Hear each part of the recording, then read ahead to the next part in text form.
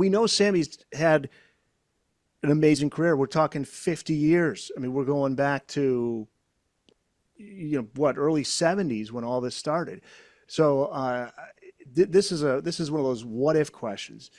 He started with Montrose, then he goes solo.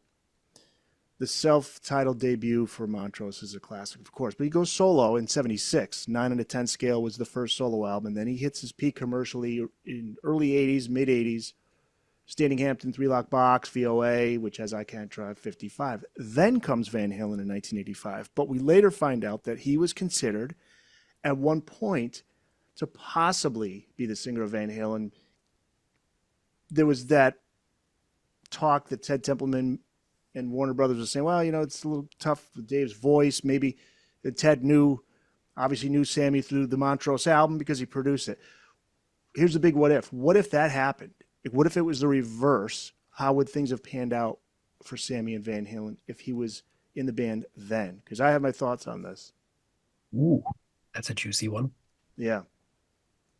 Because I feel like he joined Van Halen at the right time. I think so too. I'll just go first because mine's short. Okay. Yeah. I don't think keyboards worked out for Roth, so I'm glad he kind of did his tenure when he did, because I think Eddie's songwriting and aggression and tone kind of fit that vibe, and I'm happy when Sammy joined when he did. Be honest. Yeah, like would they have written the type of songs that would have been as big as the ones that he wrote when Eddie's now in his 30s? And looking to do something different, and obviously, we got to give props to Dave. David Lee was the guy who he introduced the band to a wider audience, I think, just because of his outrageous personality. So, it's one of those what ifs. What do you think, Brent? Yeah, I tend to agree with both of what you guys are saying. I think the timing was right. I don't know if it would have been the same had he, been in there at the beginning.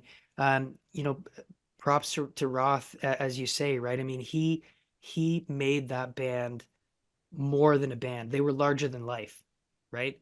There's absolutely no question. It's undeniable the success that they had with him. The music, obviously, but beyond the music, they were truthfully larger than life.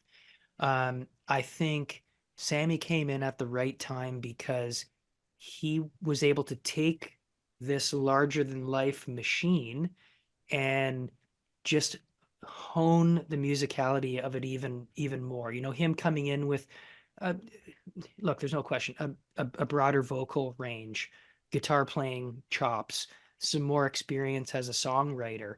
And so I think he helped to make the band mature and grow up a little bit. And it just sort of seemed like the natural evolution. If he was in there as a 22-year-old with all of them in 1978, I don't know if it would have been the same vibe. Yeah, because I think Sammy became a better songwriter with each successive album as a solo artist. And you hear it more and more with each album. Yeah. So and I think vocally Sammy hit his golden throat stretch, in the Geffen eras onwards, right? So by 84, when he was hitting what I consider his peak vocals, for him to depart Van Halen at that point, if we're going to reverse roles here, I think would have been he was just coming into his 5150 voice in 84, right?